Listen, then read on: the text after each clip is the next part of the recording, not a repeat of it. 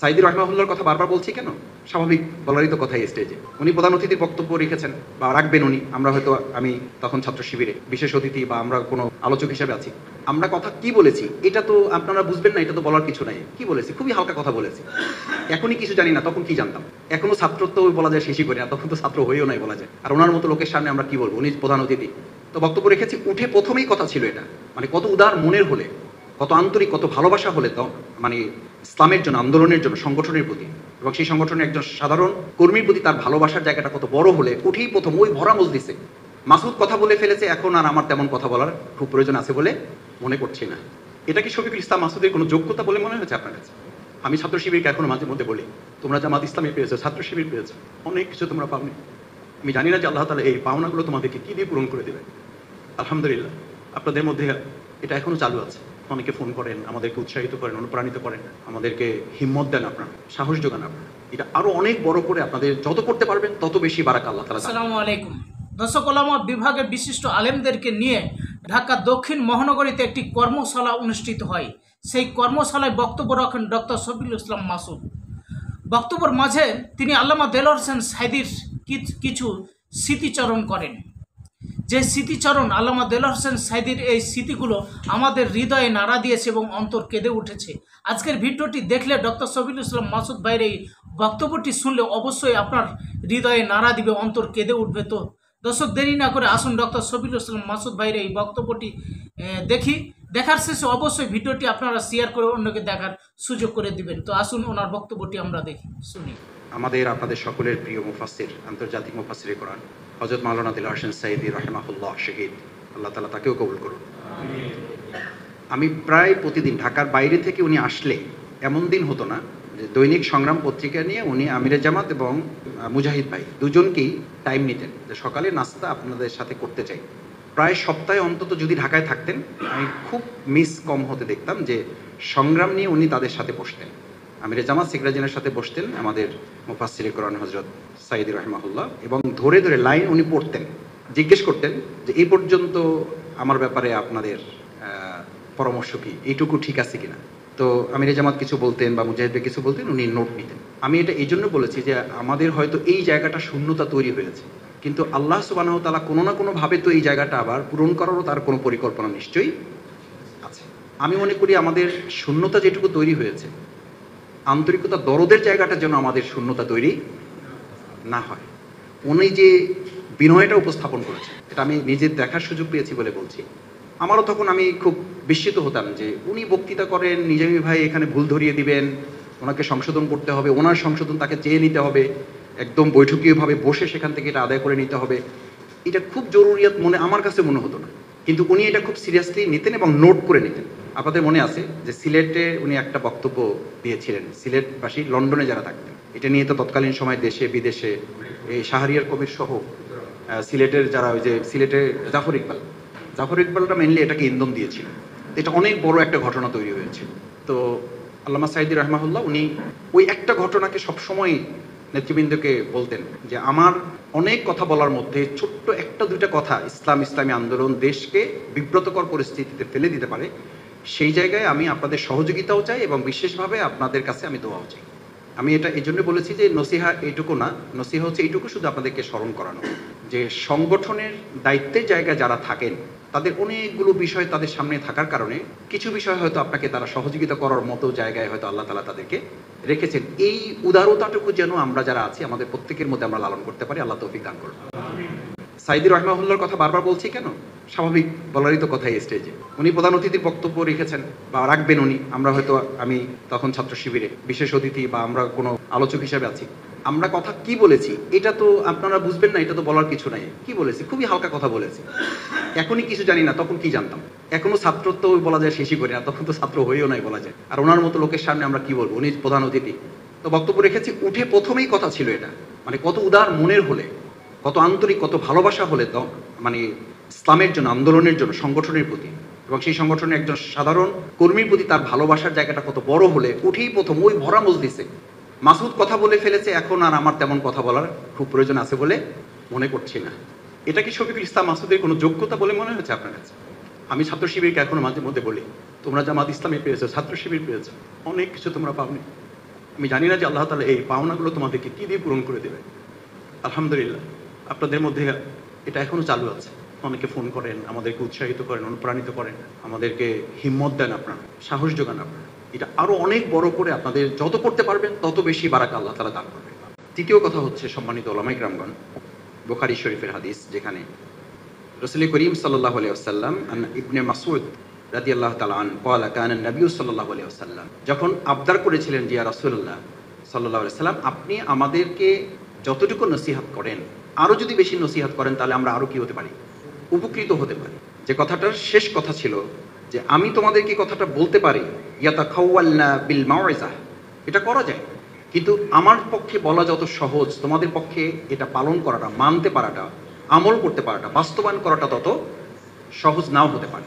এই জন্য আমরা যারা কথা বলি, আমাদেরকে যাদেরকে আল্লাহ তাআলা এই নিয়ামতে সমৃদ্ধ করেছেন, আমি আমাকে সহ আপনাদেরকে নিয়ে এটা অনুরোধ করতে চাই, যাদের উদ্দেশ্যে আমরা কথা বলি। প্রফেসর মরহুম নাজির আহমেদ স্যার, উনি আমাদের সবসময় প্রোগ্রামগুলোতে বলতেন যে তোমরা যারা আলোচক বা আমরা যারা কথা বলার, আল্লাহ তাআলা আমাদেরকে ছোটখাটো যোগ্যতা দিয়েছেন। আঙ্গুলটা সামনে রাখার তো দুনিয়াবি ট্র্যাডিশন, অন্তরের দিক থেকে আঙ্গুলটা যেন প্রথম কোথায় থাকে, নিজের দিকে থাকে। কেন থাকবে? তখন তিনি এই হাদিস, প্রসিদ্ধ হাদিস, আপনারা তো মুখস্থ হাদিস, আমি শুধু পরস্পর আবারও স্মরণ করার, শুধু আমরা হাদিসটি আপনাদের তিরমিজি শরীফের 2655 নম্বর হাদিস, যেটি সম্পর্কে বলা হয়ে থাকে যে মান তালাবাল ইলমি লিউমারিয়া বিহিস সুফাহা, আমাদের কোনো জ্ঞানী, আমাদের কোনো বক্তব্য, কোনো ইলম যেন নির্বোধের সাথে তর্ক বিতর্ক করার জন্য তা প্রকাশিত না হয়, সেটা যেন আমাদের মানুষের কাছে প্রকাশিত না হয়। লিউমারিয়া বিহিস সুফাহা, আমাদের ইলম বিতরণটা যেন কোনো অর্থেই নির্বোধের সাথে তর্ক বিতর্ক করার জন্য না হয়। আমাদের ইলমটা যেন কোনো অবস্থায় আও লিউবাহিয়া বিহিল উলামা, আমার এই জ্ঞানটা যেন কোনো অবস্থাতেই বাহাদুরি প্রকাশ করা, জ্ঞানের ক্ষেত্রে আমি একমাত্র ব্যক্তিত্ব, এই চিন্তার জগৎ যাদের মধ্যে, যার মধ্যে আল্লাহ তাআলা মাফ করুন আমাদের, এই জায়গাটা যখন তৈরি হবে, সর্বশেষ যেটা বলার জন্য এই প্রসঙ্গটা তুলেছি হাদিসটা, যে কারণে আমাদের জন্য এখন বেশি খেয়াল রাখতে হবে, সেটা বলা হচ্ছে আউলিউসরিফা উজুহান নাস ইলাইহি ফাহুয়া ফিন্নার। যখন আমার বক্তৃতা, আমি খুব দুর্ভাগ্যের সাথে বলি, অনেকে বলছে এই কারণে যে আমার কাছে যদি 5 জনেও পাঠান তো সেটা তো অনেক হয় না, মানে নিজের ভিডিওর বক্তব্য তিনি আমাকে শুনতে পাঠাচ্ছেন, হতে পারে সেখান থেকে আমার অনেক কিছু শেখার আছে, তো সেটা তো পাওয়াই যাচ্ছে। আমি এই প্রসঙ্গটা তুলেছি যে আমিরে জামাত কালকে আমাদেরকে নির্দেশনা দিয়েছেন যে পারতপক্ষে নিজের বক্তব্য নিজের পেজে যেন আমরা সাধারণত আপলোড না করি, আমার বক্তব্য অন্য দিক, অন্যরা প্রচার করুন, একান্ত জরুরি হলে তো দিবেন বা দিয়েন, আমাদেরকে বলছে যে আপনারা দিয়েন, কিন্তু খেয়াল রাখবেন যে ওটা দেওয়ার মধ্যে যেন আমার মধ্যে কোনো নফসানিয়াত, শয়তান কোনো ওয়াসওয়াসা দেওয়ার সুযোগ গ্রহণ করতে না পারে। সেক্ষেত্রে যদি শফিকুল ইসলাম মাসুদ তার বক্তব্য এখানে 10 জনকে বিতরণ করে, এই বিতরণে ইলম বিতরণ টার্গেট থাকে, এইটা কি আসলে বোঝার জন্য গবেষণা করার দরকার আছে। অথচ রাসূল সাল্লাল্লাহু আলাইহি ওয়াসাল্লাম কত শক্ত কথা বলেছেন, আউলিউসরিফা উজুহান নাস ইলাইহি ফাহুয়া ফিন নার। এই সমস্ত আলেমরাই, এই সমস্ত জ্ঞানী ব্যক্তিরাই, এই পণ্ডিতরাই তাদেরকে জাহান্নামী বলে রাসূল করিম সাল্লাল্লাহু আলাইহি ওয়াসাল্লাম সাব্যস্ত করেছেন। সম্মানিত ভাইয়েরা, শেষ কথা বলছি, শ্রদ্ধেয় প্রধান অতিথি বক্তব্য রাখবেন মাওলানা মতিউর রহমান নিজামী শহীদ। উনি আমাদের ছাত্রদের, আমাদের যখন সদস্য সম্মেলন হচ্ছিল তখন সদস্য সম্মেলনে 5টি পয়েন্ট আমাদেরকে উনি ভাইদেরকে হাত জাগিয়ে এরকম মুখস্থ করার জন্য বলেছিলেন যে ছাত্র শিবিরের ইলমের জগতের হক হচ্ছে 5টি, এই 5টি হক যেন তোমরা সামনে রাখো। নাম্বার 1, যে ইলম প্রথম স্তরটা অতিক্রম করবে না সেটা দ্বিতীয় স্তরে যাবে না। প্রথম ইলমটাকে, ইলমের প্রথম হক হচ্ছে আল ইমানিয়া, বিশ্বাস, দৃঢ়তার জায়গাটা যেন তোমার মধ্যে নিজেকে আগে মজবুত করে দাঁড় করায়। দ্বিতীয় হচ্ছে এই ইমানটা এমন পর্যায়ে নিয়ে যাবে, তাহারাত, পরিশুদ্ধিটা তোমাকে থেকে শুরু, ইমানিয়াত। তারপরের স্তরটা হচ্ছে তাহারাত, যে ইমান তোমাকে তাহারাতে সাব্যস্ত করবে না সেটা তৃতীয় স্তরে পৌঁছবে না। তৃতীয় স্তরটা কি? সামাহাত, তোমার মধ্যে সহ্য ক্ষমতা। এখন এটা পৃথিবী থেকে উঠে যাচ্ছে প্রায়, এখন পৃথিবীর স্লোগান হচ্ছে tolerance is the best teacher. সহ্য ক্ষমতা যার আছে পৃথিবীতে সে জয়ী হবে। আপনারা মাওলানা তারেক জামিল হাফেজাহুল্লাহ, ওনার একটা ভিডিও পৃথিবীতে সবচেয়ে বেশি ভিউ হয়েছে। সে কথাটা কি? একটা কথা উনি 4 বার বলেছেন, সহ্য করো, সহ্য করো, সহ্য করো, সহ্য করো, তুমি বিজয়ী হবে। এটার নামই ইসলামে বলেছে সামাহাত, সবরের পরের ধাপ, যেটা আমরা মাঝে মধ্যে বলি। আমি অনেকের সাথে, এখানে অনেকের বলা যাবে না, 2 জনের সাথে কথা বলে যে মাসুদ ভাই এত ইউটিউবে আলোচনা হচ্ছে আমাদের নিয়ে, ধৈর্যের তো একটা কি আছে, সীমা আছে। আমি বললাম যে আমি তো ধৈর্যের কোনো সীমা সংজ্ঞা তাফসিরে কোথাও এখনো পাই নাই। যেটা পেয়েছি সেটা হলো সবর যেখানে শেষ সেখান থেকে সামাহাতের শুরু। সবিরু ওয়া রাবিতু, রবেতেরই আরেকটা অর্থ করে এটাকে বলা হয়েছে সামাহাত, যেখানে ধৈর্য শেষ। না হলে এটা বলা হবে কেন? What is the definition of ইমান? ইমান কি বলা হয়েছে? মা হুয়াল ইমান। আল্লাহ রাসূল সাল্লাল্লাহু আলাইহি ওয়াসাল্লামকে জিজ্ঞেস করা হলো ইমানটা কি, তো দুটো শব্দই তো বলা হয়েছে, আস-সাবরু আস সামাহাত তার মানে হচ্ছে সবরই শেষ না। কিন্তু আমরা কি বলি, ধৈর্যটাই তো ধরতে পারি না, সেই ক্ষেত্রেও আবার বলি যে ভাই ধৈর্যেরও তো একটা কি আছে মাসুদ ভাই। তো ওইটা নিয়ে যদি শেষ থাকে তাহলে সামাহাতে যাবেন কখন?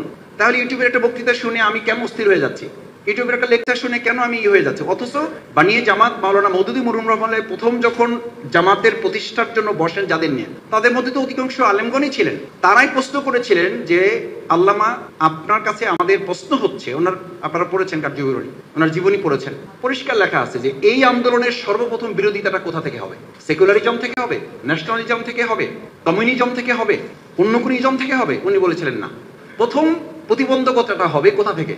আলেমদের থেকে, পরিষ্কার বলেছেন। তো তখন উনি বলেছিলেন আমাদের কর্তব্যটা কি? তখন উনি দুটো কথা বলেছিলেন, সবর আর একটা হচ্ছে সামাহাত।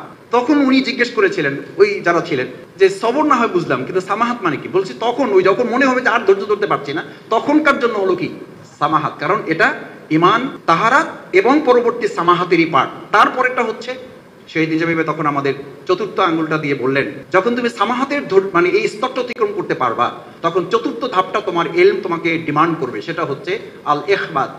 ইখবাত মানে তো আপনারা সবাই বুঝবেন, মানে ওটার উপরে কি থাকা, দৃঢ় থাকা। মানে এখান থেকে যেন আপনাকে কোনো কিছু বিচলিত হওয়ার দুটো ধাপ, একটা হলো প্রকাশ করে ফেলতে পারছি, খুব মানে আমি মনে করতে পারলাম যে একটা মানে বক্তৃতা দিয়ে ফেলতে পারছি এটার ব্যাপারে, আলহামদুলিল্লাহ এখন মনটা একটু কি হয়েছে, এটা হলো একটা ব্যাপার। আর একটা হলো ধৈর্য ধরতে পারে নাই, এখন যখন যেখানে যারে পাচ্ছে এটা নিয়ে উদ্বেগ প্রকাশ করছে। অথচ রাসূল সাল্লাল্লাহু আলাইহি ওয়াসাল্লাম বলেছেন ওয়াইন আসাবাকা শাইউন ওয়ালা তা'জাস, কোন অস্থিরতা তোমার মধ্যে যখন এসে ঘিরে দাঁড়ায় তখন যেন তোমার মধ্যে শয়তান তোমাকে অস্থিরতা না দিয়ে, কারণ অস্থিরতা আসে ইবলিস থেকে আর স্থিরতা আসে আরশে আজিম থেকে। আপনি এখন কোন পক্ষে যাবেন? ইবলিসের পক্ষে? আস্তাগফিরুল্লাহ, আমরা তো কোন পক্ষের দিকে থাকতে চাই? শেষ হচ্ছে ইখবাতের পরে বলা হলো আদালত, যেন তোমার বক্তৃতা আর কাজের মধ্যে বেইনসাফি না হয়, নিজের প্রতি জুলুম করো না, আদালত এবার ইনসাফ করো নিজের প্রতি। ইলম যেন তোমাকে তোমার প্রতি বেইনসাফি হতে তোমাকে বাধ্য না করে, সেই পয়েন্টটা তো সব আপনারা সব সময় বলেন, আমরাও বলি ওয়ালা তাকুলু মা লা তাফআলু। আমাদের সেই পেরেশানিটা যেন আমাদের মধ্যে জাগ্রত থাকে, আমার মধ্যে যেন জাগ্রত থাকে। আল্লাহ তাআলা সেই জায়গায় আমাদেরকে মজবুতভাবে এই প্রিয় কাফেলাকে সামনে রেখে আল্লাহর দ্বীনের এই উম্মাহকে একত্রিত করার যে ঐক্যমতের ভিত্তিতে আল্লাহর জমিনে দ্বীন বিজয়ের একটা প্রচেষ্টা, এই জায়গায় আমাদেরকে ভূমিকা পালন করার তৌফিক দান করুন। সুবহানাকাল্লাহুম্মা ওয়া বিহামদিকা আশহাদু আল্লা ইলাহা ইল্লা আনতা আস্তাগফিরুকা ওয়া আতুবু ইলাইক। আসসালামু আলাইকুম।